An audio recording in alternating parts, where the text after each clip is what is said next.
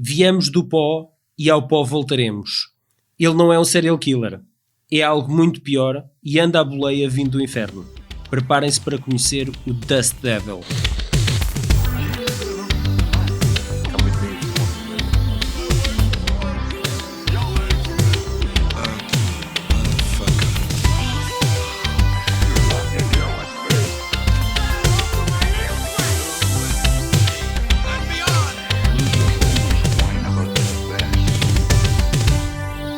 Faltava apenas um para completarmos a cinebiografia das longas-metragens realizadas por Richard Stanley, um cineasta sul-africano com um lugar especial no VHS, depois de o recebermos como convidado em 2017 para nos contar todas as peripécias do infame A Ilha do Dr. Moreau, filme este do qual, para quem já não se lembra, foi despedido ainda a rodagem não tinha começado.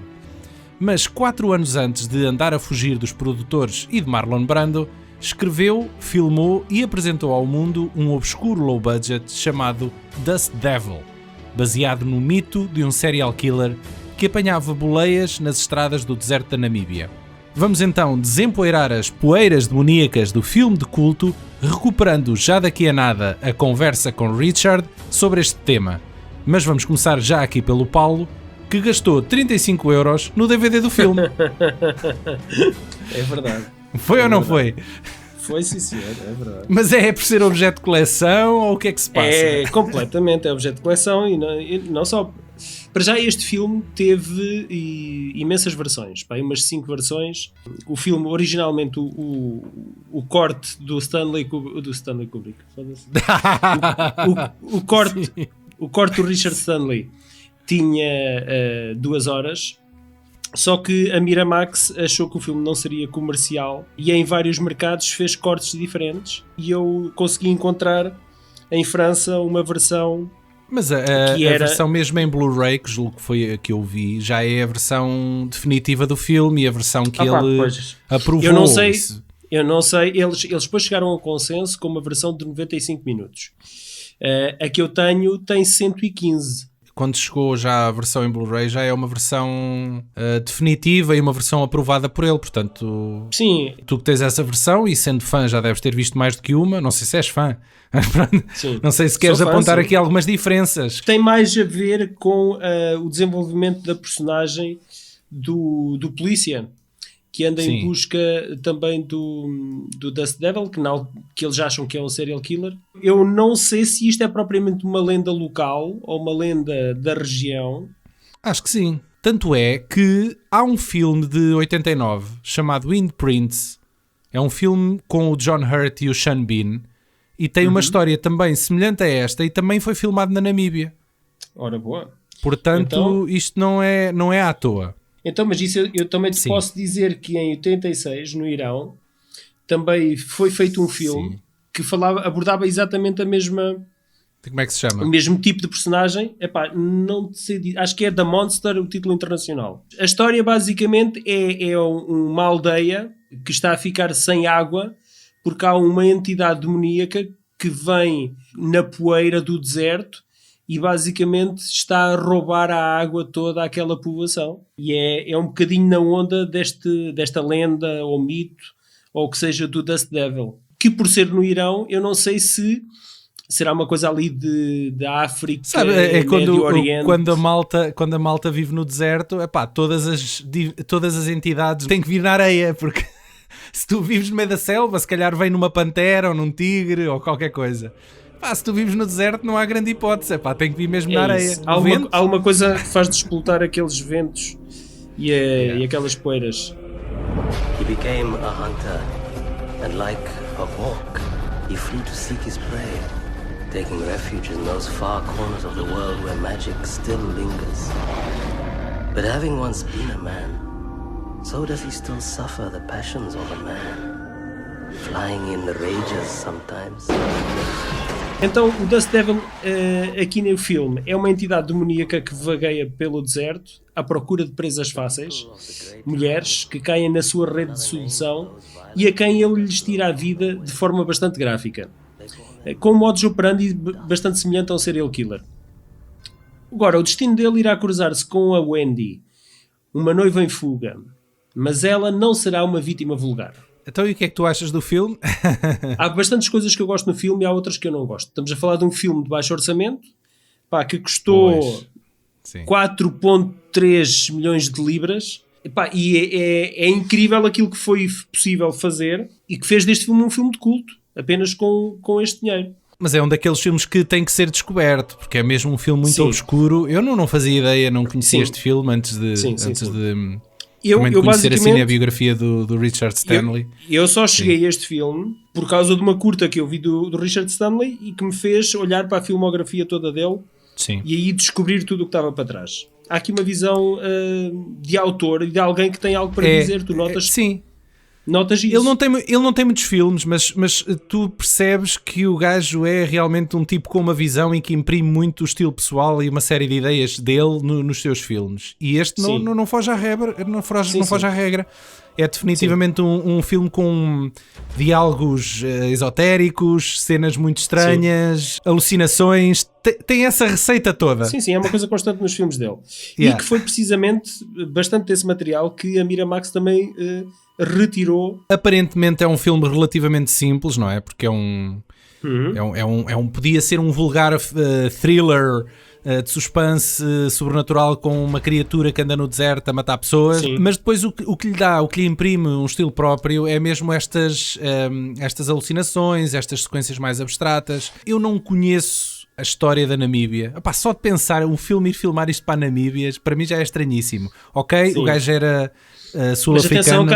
Atenção que há muitos blockbusters que são gravados na Namíbia. Sim, porque aquilo tem aquele deserto, é um deserto com um imaginário muito particular. Eu sei que o país se tornou independente pouco tempo antes do filme ter sido começado a rodar. Aquilo parece que há lá um genocídio e há ali uma relação quase que política no que eles querem mostrar na personagem do polícia. Mas eu não sei, não estou suficientemente informado para poder extrapolar alguma coisa dessa informação.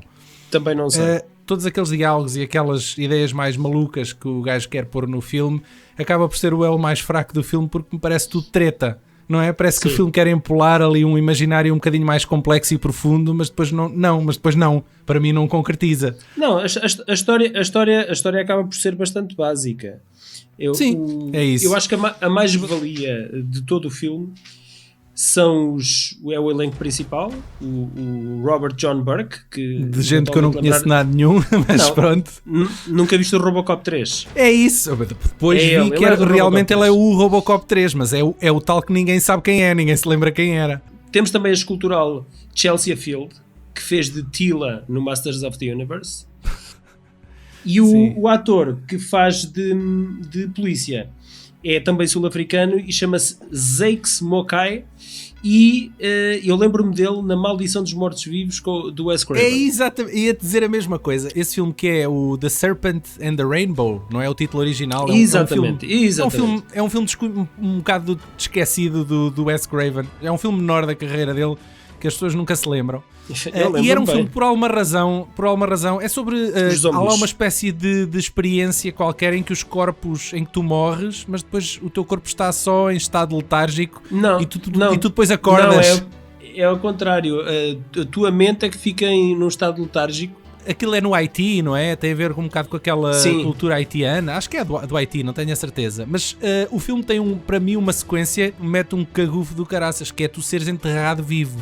Sim, e eu era puto, eu já não, a última vez que eu vi o filme era puto. E esse polícia africano que entra nesse filme, o gajo era um mau, não é? Eu lembro, o gajo metia um medo do caraças. E essas memórias vieram-me todas à cabeça por causa quando o vi agora no Dust Devil, percebes? Eu nunca mais vi o filme, eu não sei se o filme é bom ou mau. Não é dos melhores do Wes Craven, mas é um filme a ter em conta na carreira dele. É um filme que tem que revisitar esse filme. Agora és capaz de ficar um bocado desiludido se o vires agora. Pode acontecer isso. Com a memória que tens, não, mas vai de certeza. Aqui há um cameo do Richard Stanley no Death Devil, que é a cena em que o Devil se transforma num cão, e é o próprio Stanley. Ele faz de cão. Que está debaixo da maquilhagem da transformação. Isso quase não conta como cameo, não é? Sim, pronto, mas está lá o cu dele. Mas mais tarde, curioso, o Stanley voltaria a interpretar um cão no polémico A Ilha do Dr. Moreau. É o efeito de transformação em que é ele que está maquilhado no efeito de transformação. E é engraçado que ele voltaria a fazer de cão na Ilha do Dr. Moreau, mas como extra, já não como realizador, mas sim como extra, não é? Conclusão, é um filme que eu acredito que possa ser uma boa descoberta para muita gente. Eu pessoalmente achei que o filme sofre precisamente de ser um filme low budget. É muito low budget. Tu vês que eles querem imprimir ali uma data de ideias um bocadinho mais ambiciosas, mas o orçamento não chega lá. É um filme que deve ter sido filmado em condições muito rigorosas, que também não ajudou. Sim. A fotografia e os atores principais são o ponto forte. É um filme distinto nesse aspecto, é um filme que marca pela imagem. Sim. E o próprio deserto da Namíbia proporciona, que hajam aqui alguns pormenores de fotografia que se sobressaem. Há algumas imagens fortes, há ali umas sequências em que o gajo, de facto, de gabardina e chapéu, e o gajo tem nas costas, tem uma espécie de... Os ossos. Uns ossos atrás, de facto dão um póster do caraças ao filme, não é? É verdade, causam uma certa força naquela imagem. É verdade. Mas, fica por aí. Estimula a curiosidade. A sequência final, a sequência perto do fim, que é numa aldeia ou numa vila completamente tomada pelo deserto. É a cena que eu mais gosto em todo o filme. E, em particular, uma dentro de um cinema, de um cineteatro abandonado, em que as areias do deserto já invadiram o cineteatro. É verdade. E acho aquilo fantástico. Está giro. E eu realmente, quando estava a ver o filme, estava a ver aquele vilarejo ali abandonado no meio do deserto. Aquele local chamou-me a atenção porque parecia que eu já tinha visto aquelas imagens algures. E aquilo lembrou-me precisamente a capa do CD da Slow Rush dos Tame Impala, que saiu no ano passado. A capa do CD, porque tu és um boomer, já não ouves música, já não sabes. Não. Mas pronto, a imagem no CD pode-se ver tipo um interior de um quarto com uma porta e uma janela invadidos por areia que vieram do exterior. E eu fui investigar. E realmente aquilo foi uma foto que foi tirada pelo fotógrafo Neil Craig, que viajou até precisamente esta cidade mineira abandonada para conseguir captar esta imagem surreal. Chama-se Coleman's Cop. Não sei se estou a pronunciar bem, mas é Coleman's Cop. E tornou-se nos últimos tempos um imã de Instagrammers que se fazem à estrada para também eles fotografarem o local. Se pesquisar isto no Instagram... É mais um pino vermelho que tu tens a meter no World 17. É verdade. Se eu um dia tiver tomates para ir à Namíbia, que não sei se tenho, mas pronto, um dia, quem sabe. Podes ter tomates, podes não ter pescoço depois. Vamos então ouvir a conversa que nós tivemos com o Richard Stanley sobre este projeto e a seguir já voltamos, só para nos despedirmos de vocês, está bem? Diz que sim, Paulo, que é para isto não ficar... Ok. Back in the first times... In the time of the red light, desert wind, soup. Richard, after the success of Hardware, you did Dust Devil in 1992, where a woman wanders through the desert and gives a ride to a mysterious man, and strange things begin to happen. This mysterious man is hiding something. Richard, what is this man hiding? Oh, it's a good question. I mean, there's an argument that the mysterious man might not even exist, from the point of view that you almost never see him when the girl isn't around. He seems to disappear when she's asleep, and her husband never sees him at all. So I sometimes wonder if he isn't part of her id, or part of her mind. I don't think I should clarify the ambiguity of the Dust Devil too much, whether he's a devil, a sorcerer. There's a lot of mysticism in South Africa, right? Is it based on some of that mysticism in South Africa? It's certainly there's a lot of witchcraft out there, and the witchcraft in Dust Devil is pretty well researched. It's pretty close to stuff which people actually believe. I mean, it makes little mistakes. I mean, one of the weird things in Dust Devil is that the witch doctor is one of the good guys who is helping to destroy the demon. I didn't want the witchcraft to be on the side of the forces of darkness. Mm-hmm. So the way it's on the side of the forces of light, the demon's actually from somewhere else. The demon's not even African. Is traveling through. He's a traveling demon who's been all over the world.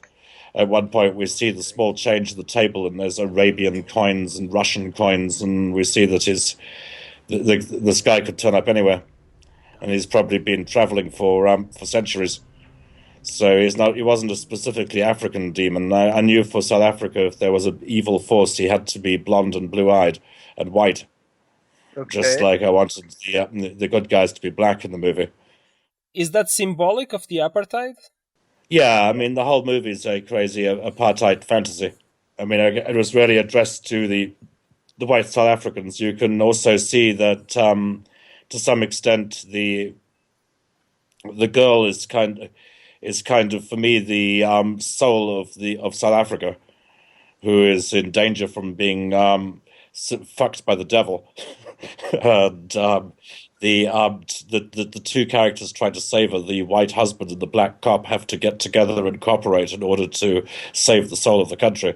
So I can sort of I can see it as an address to the South Africans to try and get it together and make peace before they're sold out to the devil. Dust Devil was the first movie I tried to make. It comes from a script when I was 16 years old. Yeah, I read somewhere that you had a dream. Tell us a little bit about the dream that you had. Well, I had a bunch of dreams about the walking guy, about the guy in the hat and coat. And in fact, the opening sequence of Hardware, where the guy in the hat and coat finds the metal skull buried out in the desert, is a complete recreation of a dream. But the impetus behind it really was that I had no money. And being in South Africa, we had the landscape. And I thought, okay, what's the simplest movie we can shoot? And I thought, well, we could maybe make a film with one guy and a girl. And if she's driving in a car in this big landscape and picks the guy up, it's possible to make a movie with just the small cast and a huge landscape. So the initial idea was also an idea for a film which would be possible for us to shoot under those circumstances. Then I lost control of the script, and at the end of Hardware, the script had been taken over by an independent producer who had gotten the rights to the Dust Devil material, and all of a sudden the funding was put into place. But I was actually quite surprised that this happened, because it was not really a movie that I would have made coming right after Hardware. It was really the first film I tried to make. The landscape was almost a character? Yeah, I mean, the whole story is also written around some very specific places. And that it's shot on location and in places which you couldn't really find anywhere else. The big Fish River Canyon, which is the second largest natural canyon in the world, partway through, and the ghost town at the end.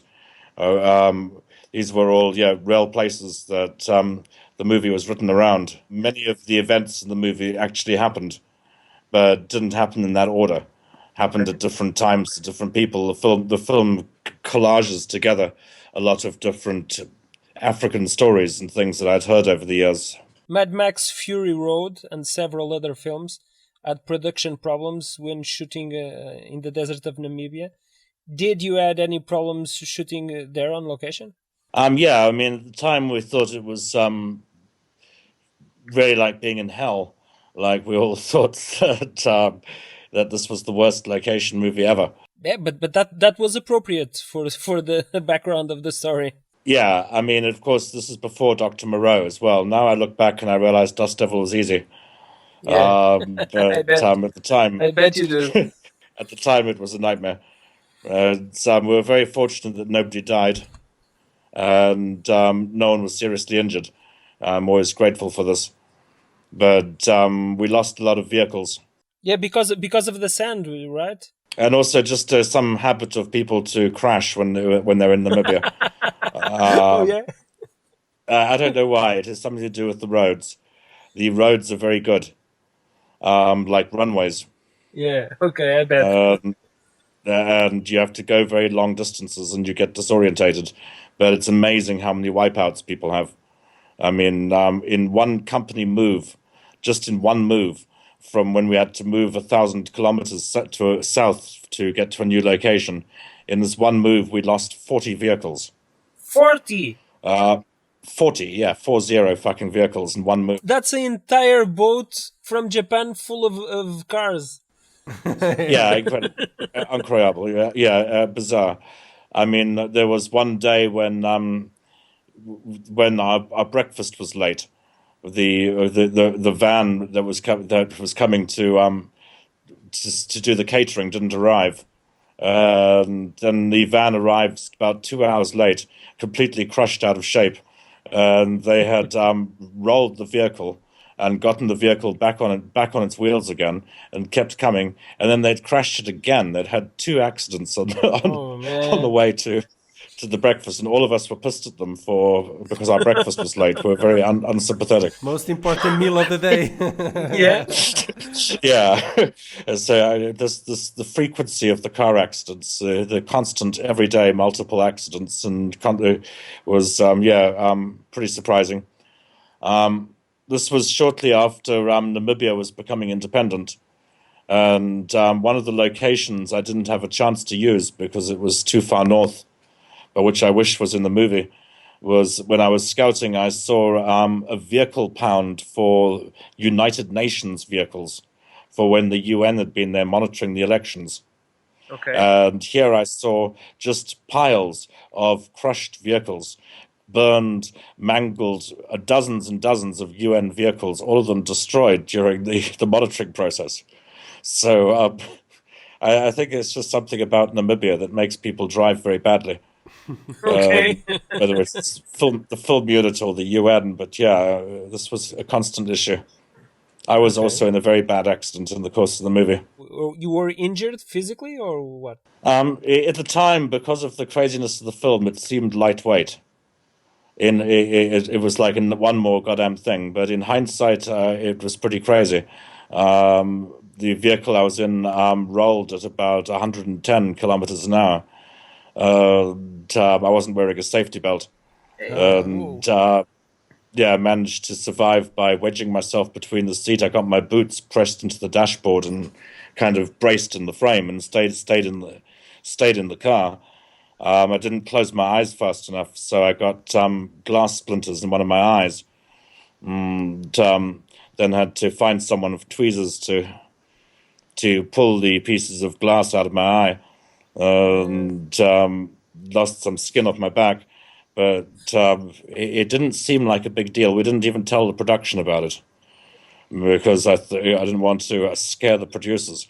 So you should have scared the producers so that they wouldn't go there and mess up the film. If you say keep them away. This is the worst place for you to come, don't come here. Well, that's what I try and do every time. It did not work on Dr. Moreau. Oh, is to take the money and go as far away from the producers as possible in the hope that you can shoot the movie before they come and stop you. Yeah, That's a good plan. the studio once again meddled with the cut, and they cut the film without your involvement and released the 85-minute version. What did you felt when this happened? Well, that felt like, pretty much the bitter end. I mean, Dust Devil was really sabotaged because the cut that Miramax made makes no kind of fucking sense. And it's just also a really bad cut. I mean, the action scenes are cut very slackly, as well as the film really not making sense. Yeah. So, I launched into a multi-year campaign to try and get the movie seen. I know that there is a DVD release in 2006. It says director's cut. Were you involved in this? Yeah. No, the thing is out there. Enough people are aware of it now that at least people know that it comes in varying lengths. All your works have a mystical side to them. Do you consider yourself a spiritual person? I guess I would probably consider myself a spiritual person, if that's one way of putting it.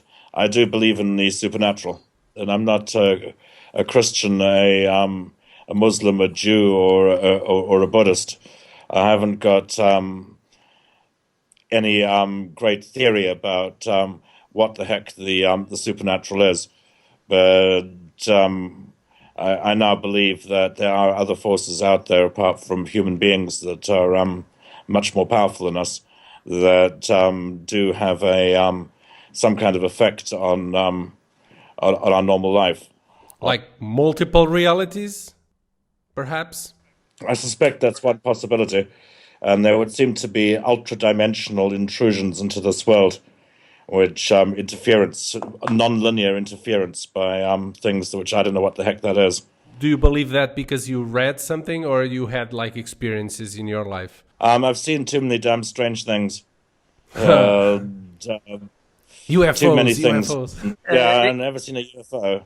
I've seen plenty of weird, what you might call UAPs, unidentified atmospheric phenomena, like space junk or meteoric shit falling out of the skies. But nothing which to me would say that there's that we're being visited by technological craft from another world. I've not seen anything like that. So I'm a big Lovecraft fan.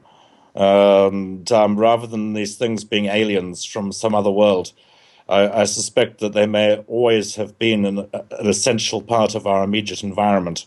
We're just not aware of them. That things do seem to exist which don't seem to be human, which seem to have more power over my life than I'd like them to. You rejected the opportunity to direct Stallone in Judge Dredd. Why? Because it was going to be a bad movie. Put simply. Most directors would consider it to be an opportunity to boost their career. I was really fucking stupid and arrogant to turn it down, which I do regret. No, you weren't. But at the same time, it was going to be the same movie that Danny Cannon made. I mean, essentially, when they eventually made that movie, it was exactly the same as the movie that was proposed to me. It was Stallone was already going to take his helmet off. All the same things were going to happen, and I would have made pretty much an identical film to the one that was made. I don't think, I think that essentially what they wanted at that stage was someone to come aboard and say yes, yes, yes, that's wonderful. Yeah, very restrained. It's a corporate film. Yeah, basically. Did you saw the new one? Yeah. This new Judge Dredd movie? Yeah, I did. I didn't like it much either. I was glad that he didn't take his helmet off, but I still thought he was much too soft. Much too soft, okay. You think so? Much too fucking soft. Judge Dredd has never, ever passed a rookie. Like, ever. Like, when a rookie gets Judge Dredd, they're doomed. I was disagreeing. There were like a million things that Dredd wouldn't have done. Like, she forgot her fucking helmet. Like, wow, that's a fail right there. Like when the black guy's insulting Dredd and is giving him lip, the real Dredd would have given him another 5 to 10 years in the ISO cubes every single time he opened his mouth until he shut up. I mean, when the person falls out of the sky and hits the ground, and there's like a whole bunch of bystanders looking around, and Dredd is looking at the corpse, he would also have charged like 5 or 6 of the people of the onlookers who were looking around, and probably jailed them too for different infractions. But the part of Dredd I enjoy the most in the comic books is the part of Dredd that's a complete asshole, and it can always be counted on as being a complete hard ass. The more you soften Dredd and the more you make Dredd into a regular nice guy, the less like Dredd it actually feels. So this was the part of the new one that I was not agreeing with the most, as I don't really want to see Dredd humanized. One last question. What can we see from you in a near future? Please give me some hope. Color Out of Space is not yet dead. The H.P. Lovecraft movie I've been working on for a long time still lives. And is inching forward on its tentacles in the United States. This year we will see a film called Replace, which is a story about gene therapy and immortality and vampirism. Okay, Richard. Richard. Thank you. Bye, Stanley. Bye. Thank you very much. Take care. Só para vos lembrar que esta entrevista foi gravada em 2017 e que, portanto, ele ainda não sonhava que realmente ia concretizar o filme de Color of the Space. Sonhava. Não tinha a certeza. Sonhava, não tinha a certeza, ok. Não, mas uma coisa eu acho que ele nem saberia ainda, que era que acabaria por vir aqui para Portugal a filmar verdade. o filme, não é? Não tivemos Por acaso foi uma oportunidade. surpresa quando eu soube que ele estava em Sintra a rodar. Do nada, não é? Completamente do nada. Este gajo, a Sim. sério, está cá com o Nicolas Cage, não é? É Parece verdade, que ainda por cima, assim, era 2 Yeah. em 1, epá. Foi Para tu- mim foi uma conjugação perfeita, pá. Yeah. Foi Só não um- tivemos a um oportunidade estrelato. de tomar um café com o gajo, isso é que é uma pena, mas pronto. Ele depois verdade. fala aqui também num projeto que está a escrever, que é um filme que se chama Replace, em português chama-se mesmo A Substituição, pá, mas também é um filme um bocado obscuro, eu nunca vi o filme, não sei se tu viste, Paulo, Não. não sabes ainda vi. nada, mas pronto, está aqui um filme Não. para a malta descobrir, se descobrir. quiser.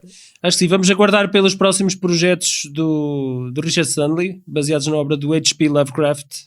Sim, é isso. Ele tinha essa ideia, mas entretanto também se meteu a quarentena. Acredito que aquilo daquele lado também tenha parado tudo.